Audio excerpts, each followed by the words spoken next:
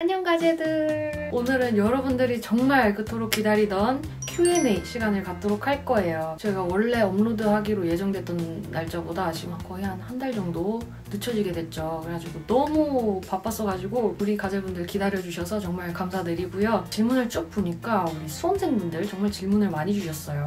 그래서 제가 오늘은 백투더 수험생으로 돌아가서 답변을 드리는 시간을 갖도록 할 거예요. 이 옷 있죠? 로스쿨 3년 동안 계속 입었던 거의 무슨 교복 같은 그런 옷이에요. 1학년 때 이거를 이제 사주면은 내가 열심히 공부하겠다 해가지고 부모님 상대로 딜을 해가지고 로스쿨 3년의 추억이 담긴 그런 옷이라서 입고 여러분들과 Q&A 시간을 갖도록 할 거예요. 본격적으로 들어가 보도록 할게요. 현재 변호사가 되겠다는 꿈을 가진 고등학생입니다. 변호사라는 직업이 제게 있어서는 정말 큰 목표이고 꼭 이루고 싶은 꿈인데 지금은 고등학생으로서 변호사의 꿈을 이루기 위해 할 수 있는 것이 열심히 공부하기 밖에는 없는 것 같아서 내가 지금 그저 공부만 하고 있어도 되는 걸까? 계속 불안한 마음이 들어요. 생기부에도 법 관련 이야기들로 꽉꽉 채워놓고 있고 동아리나 기타 활동에서도 제 진로와 최대한 연관지어서 내가 이렇게나 법에 관심이 많다라는 것을 보여주기 위해서 노력 중이에요.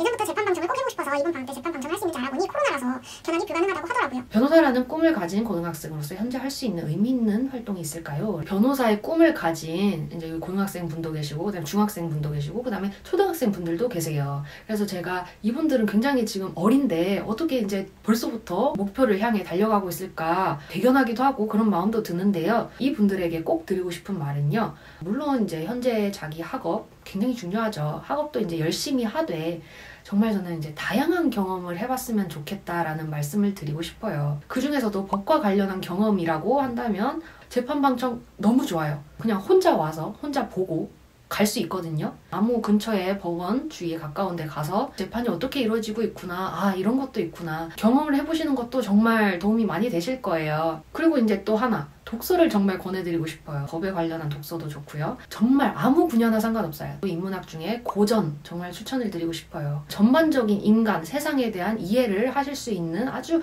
중요한 자료가 고전이라고 생각을 해요. 이게 당장은 변호사 되는데 뭐가 필요하냐 이렇게 생각하실 수도 있는데 변호사 생활을 하면서 전반적으로 세상을 바라보는 관점이라든지 그리고 전체 인생을 두고 봤을 때 이런 것들은 정말 중요한 자신의 밑거름이 된다고 생각을 해요. 조금 더 시야를 크게 하시고 이렇게 하나하나 준비해 나간다면 정말 훌륭한 변호사가 법조인이 될 수 있지 않을까 그런 생각을 합니다. 부산 소재의 대학을 나오셨다 들었는데 법조인을 준비하는 분들이 대부분 스카이, 인서울 분들이 도전하시는데 내가 합격할 수 있을까? 합격하더라도 나중에 대학이 걸림목이 되지 않을까? 이런 생각이 드시지 않았는지 어떻게 용기 내서 도전하셨는지 궁금해요. 제가 이런 생각이 들어서 질문드려요. 절대 대학 비하 아니에요. 하고 굉장히 이제 배려심 있게 질문을 주셨는데요. 사실 이제 로스쿨 입시할 때 정말 그런 생각 많이 했죠. 공부 쪽에서 둘째가라면 서러운 그런 분들이 모두 모이는 곳이니까 당연히 이제 좀 굉장히 겁을 먹기도 했죠. 그래서 오히려 더 열심히 했던 것 같아요. 그러다 보니까 이제 좋은 결과가 있었고 또 그 과정에서 스스로 자신감도 생기고 결국에는 자신이 어떻게 생각하냐에 따라 달린 것 같아요. 그럼에도 불구하고 난 내 길을 가겠다라는 생각을 가지고 열심히 하다 보면은 여러분들이 원하는 어떤 목표를 달성하지 않을까 그렇게 생각을 합니다.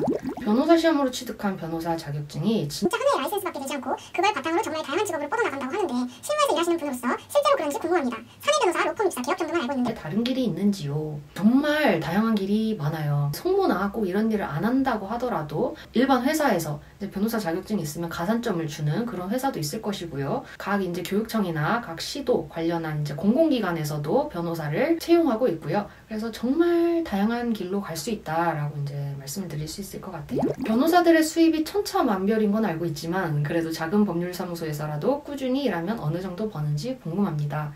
이거는요 정말 다 달라요. 정말 천차만별이에요. 보통 개업을 하거나 이제 자기 사업을 하는 사람은 정말 이제 하는 거에 따라 달린 거겠죠. 이제 개업 변호사들 중에서도요, 내가 사업을 크게 확장을 할 것이냐, 아니면은 나는 워라밸을 챙기면서 일과의 어떤 적절한 조화점을 찾아서 일을 할 것인가, 여기에 따라서도 굉장히 달라지게 될 것이고요. 그리고 이제 소속 변호사로서 로펌에 입사해서 일을 하는 어소 변호사의 경우에는요, 각 로펌마다 다 다를 건데요. 대개 일반적으로는 보통 이제 1년차의 경우에 400-500 정도 여기부터 이제 시작을 한다고 해요. 요거는 정말 이게 다 다르기 때문에 이렇게 일률적으로 말을 할 수는 없지만 대략 뭐 이 정도다라고 말씀드릴 수 있을 것 같고요. 변호사 되고 싶은 고2 학생입니다. 제가 학교에서 특출나게 공부를 잘하는 것도 아니고 특히 암기를 남들보다 몇 번은 더 봐야 외워지고 그러거든요. 다들 변호사 되려면 최소 고1 때 정교권은 들어야 된다는데 정말인가요? 그리고 법의학이 엄청 많은데 어떤 식으로 암기하셨나요? 계속 정독하다 보면 머리에 들어올까요? 꼭 지금 외워야겠다는 강박에 한 번에 외우려 하다 보면 더 안 되는데. 킴변님의 의견이 간절합니다. 물론 이제 로스쿨을 준비하고 변호사가 되고 싶은 분들은 학창시절에 공부를 굉장히 잘했던 분들이 많아요. 그렇지만 학창시절에 공부를 잘했다고 해서 무조건 또 변호사가 되는 것도 아니고요. 학창시절에 공부를 좀 못했다고 해서 무조건 변호사가 안 되는 것도 아니에요. 그래서 반드시 고딩 때 뭐 정교권을 못 들었다 하더라도 앞으로 잘하면 되죠. 다만 열심히 하셔야겠죠. 그리고요. 정말 법 양이 많죠. 들어오면 나가고 들어오면 나가고 계속 까먹고 자괴감 들고 이런 거를 해결할 수 있는 방법은 제 생각엔 딱 하나밖에 없지 않나. 바로 반복이라고 생각을 해요. 잊혀질 수 없을 때까지 반복을 하는 게 정말 중요하다고 생각하고 이거에 대해서는 제가 변호사 공부법 영상에서도 상세하게 말씀을 드린 적이 있으니까 그 영상을 참고하시면 좋을 것 같아요.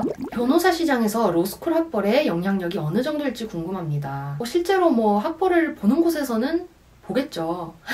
하지만 학벌의 영향력이 그렇게 실무에서 크게 작용하는 것 같진 않아요. 법조계는 아직도 학벌 커넥션의 영향이 큰 분야라고 하는데 실제로 학교 네임밸류에 따른 메리트가 그렇게나 큰지 궁금해요. 장기적으로 생각했을 때 학벌 커넥션의 메리트가 크다면 제주에서 학부로 옮기는 것도 고민 중입니다. 사실 학벌이 좋으면 좋죠. 분명히 긍정적으로 작용하는 것들이 좀 많을 수 있어요. 하지만 학벌이 좋다고 해서 무조건 좋은 것이고 학벌이 조금 부족하다고 여겨진다고 해서 이게 무조건 안 좋은 길로 가는 것이고 그런 거는 아니에요. 본인이 자신의 학벌에 대해서 어떻게 생각하는지가 저는 사회에서 학벌을 바라보는 시선보다 더 중요하다고 생각하거든요. 예를 들어 나는 학벌이 좋으니까 대충 해도 되겠지 라고 생각하면 오산이에요. 반대로 나는 학벌이 안 좋으니까 뭘 해도 안 되겠지 라고 생각한다면 그것도 오산이에요. 결국엔 자기가 어떻게 하느냐에 따라 달린 것 같아요. 그럼에도 불구하고 나는 학벌이 중요해 라고 생각하신 분들이라면 당연히 재수를 해서 가는 것도 괜찮아요. 자신이 인생을 어떻게 바라보는지 그 관점을 좀 더 명확히 생각을 해본다면은 앞으로 내가 갈 방향에 대해서 좀 길이 정립되지 않을까 이렇게 생각을 합니다. 그래서 지금 이제 학벌 커넥션이라는 표현을 쓰셨는데 실무에서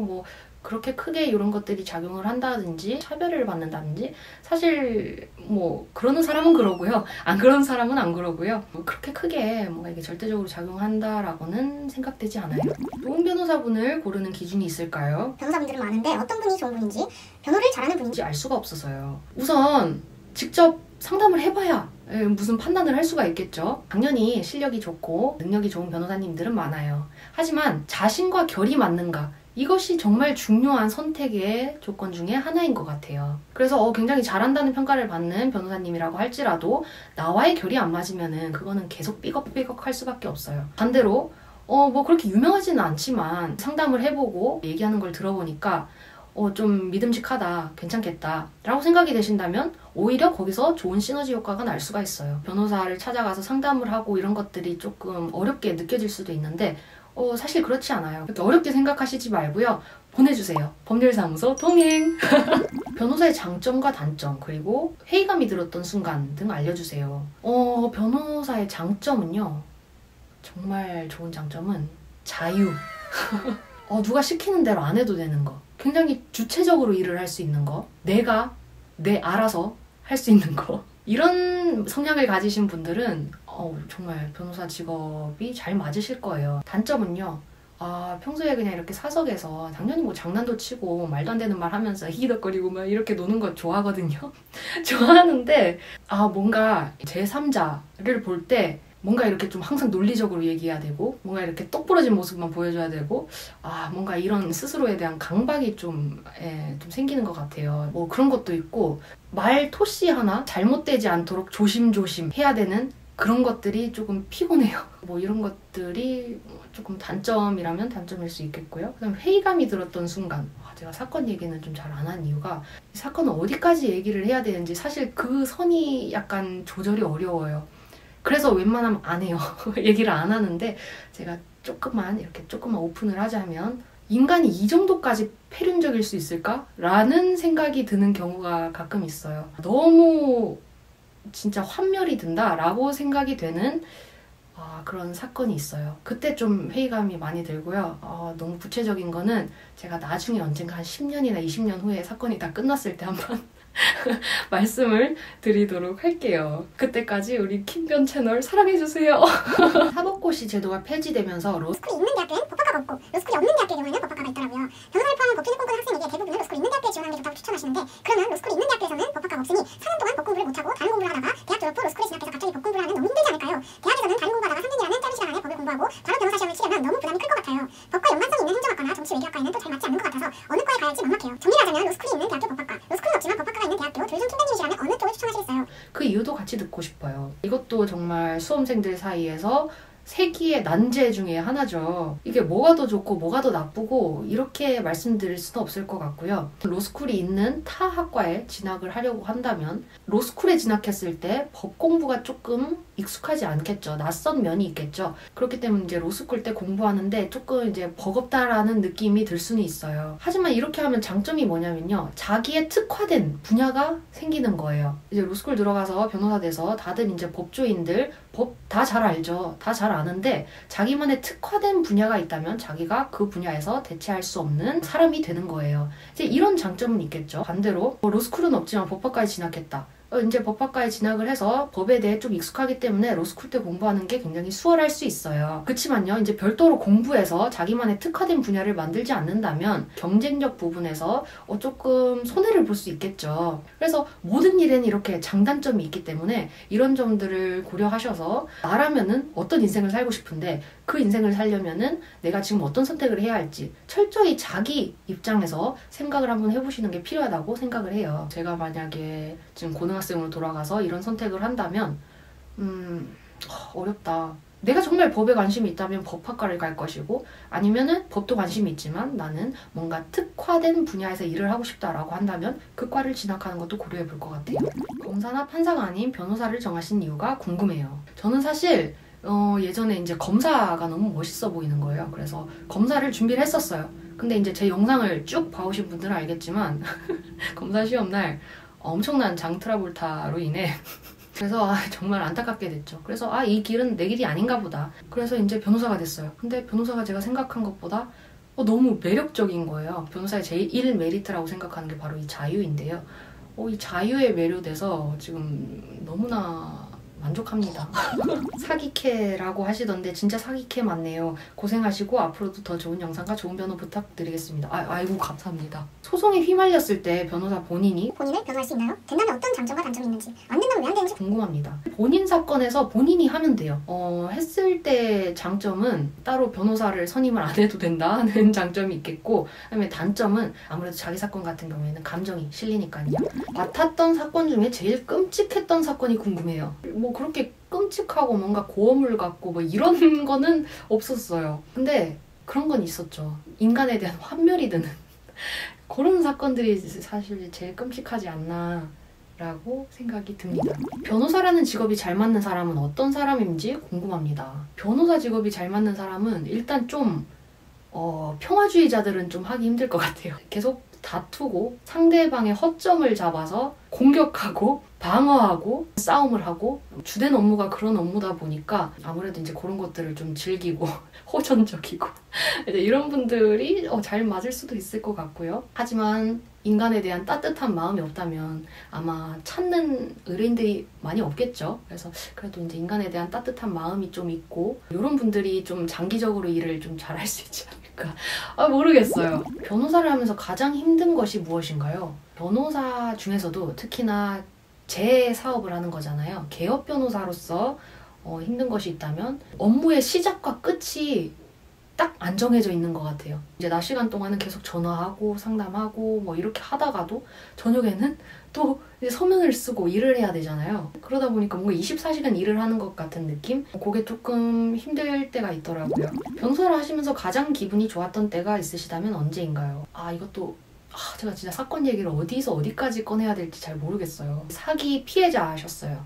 그래서 정말 너무 힘드셨던 분이 계셨는데 너무 구체적인가? 이 사건이 잘 해결이 됐어요. 그 분과 평소에는 업무적으로만 이제 얘기를 나누다가 다 끝나고 의뢰인께서 이런 말씀을 해주셨어요. 정말 너무 감사하다. 사실 제가 그때 안 좋은 생각까지 했었다. 이렇게 말씀을 해주신 적이 있었어요. 저는 그게 너무 지금까지도 기억에 오래 남아요. 그때 가장 보람차고 기분도 좋았는데 동시에 어떤 한 사람의 가장 힘든 순간을 함께 하는 사람이잖아요, 직업상. 그렇기 때문에 이제 그런 분들에게 좀 도움이 될 수 있도록 좀 열심히 또 좀 잘 해야겠다라는 생각으로 다시 한번 좀 다짐을 하게 되는 그런 사건이었던 것 같아요. 변호사로 일할 때 각자 전문 분야가 있는데 그 전문 분야를 본인이 정할 수 있는지 궁금합니다. 듣기로는 인턴 때 일한 회사나 상사의 전문 분야를 따라간다고 했던 것 같은데 예를 들어 본인이 형법 전문 변호사가 되고 싶다면 하면 일을 스스로 정할 수가 있나요? 네, 물론 이제 관련 사건을 많이 해서 경험이 쌓이면은 당연히 그쪽 전문 변호사가 될 수가 있는데요. 보통은 이렇게 말씀하셨듯이 처음 입사하는 곳에서 그 관련 사건을 많이 하다 보면 전문이 될 수밖에 없어요. 그렇기 때문에 그렇게 이제 전문 분야에 가는 경우도 있고, 본인이 어떤 하고 싶은 게 있다면은 이제 그 전문으로 당연히 나갈 수도 있고요. 근데 어쨌든 사건을 많이 진행을 해봐야 이렇게 노하우도 쌓이고 이렇게 하는 부분은 있겠죠. 미필 공익 처분인 상태에서 로스쿨 입학 예정인 학생입니다. 초시 합격 시 법무관 갈 수 있는 나이에 걸쳐 있는데 검색을 하다 보니 로3 때 검사 시험을 치는데 미필인 경우 우선 변시 합격을 하고 나중에 전역 전에 검사 시험을 칠 수 있다고 하더라고요. 그럼 로이 로3 때 검찰 시험 같은 수업을 안 듣고 변시험을 매진해도 되는 건가요? 정확히 어떻게 되는지 궁금합니다. 법무관으로 가더라도 그 이전에 그런 것들을 다 거쳐놓고요. 그 다음에 이제 법무관 끝날 때쯤에 검사 시험을 쳐서 이렇게 가는 그런 절차이기 때문에, 그래서 요거는 지금 법무관으로 가시는 분들도 이런 절차를 다 해놓고 있기 때문에 당연히 해놓으시는 게 좋을 거예요. 변호사라 좋겠다.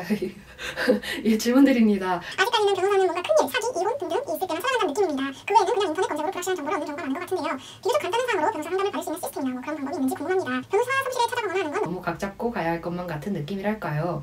정말 이렇게 생각하시는 분들이 많이 계시는 것 같은데요.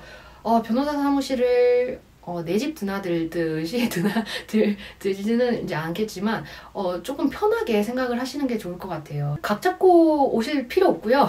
상담을 받아보고 싶다 하는 펌이 있다면은 이렇게 상담 신청을 해서 예약을 하시고 이렇게 직접 가셔도 되고, 아니면 이렇게 뭐 법조타운을 쭉 거닐다가 법원 앞에 한번 들어가 보고 싶다라고 해서 들어가서 상담을 하셔도 되고요. 상담을 좀 편하게 받아보시면 좋을 것 같아요. 언제나 열려 있습니다. 법률사무소 동행. 보통 개인 법률사무소보다는 여러 분야의 변호사를 모아 같이 개업하나요? 만약 그렇게 된다면 본인이 담당하는 사건 수수료를 전부 가져가는 건가요? 아니면 분배하나요? 보통은 본인이 수임을 하더라도 뭐 n분의 1로 정확히 나누는 경우도 있을 것이고, 아니면은 뭐 본인이 수임한 경우에는 몇 퍼센트 이제 더 비율을 높게 해서 뭐 이렇게 분배하는 경우도 있을 것이고, 뭐 정해진 건 아니고요. 이거는 같이 이제 동업하기로 하는 변호사님들과 상의 후에 결정이 되는 부분이에요. 그리고 최초로 이거는 개인적인 질문을 해주신 분이 계세요. 이상형이 어떻게 되시나요? 외형이나 성격이요. 저는요, 너무 확고해요. 퇴폐미가 낭낭한데 귀여운 사람, 그리고 귀여운데 퇴폐미가 낭낭한 사람. 너무 명확해요. 로스쿨 학비가 센 걸로 알고 있는데 돈이 많이 없는 경우면 어떻게 할까요? 중요한 부분인데요. 로스쿨의 경우에 지금 제가 너무 오래돼서 기억이 안 나는데 그 등록금을 다 커버할 수 있을 만큼 학자금 대출이 가능해요. 그리고 이제 경제사정 장학금이라든지 이런 제도도 잘 되어 있기 때문에 이런 부분도 한번 잘 알아보시면 좋을 것 같습니다. 지금 한 질문의 반 정도를 우리 살펴본 것 같은데 지금 제가 배가 고파요. 그래서 여기까지 하고 2편으로 또 다시 찾아오도록 하겠습니다. 2편 곧 찾아올 거예요. 2편도 기대해주세요, 여러분.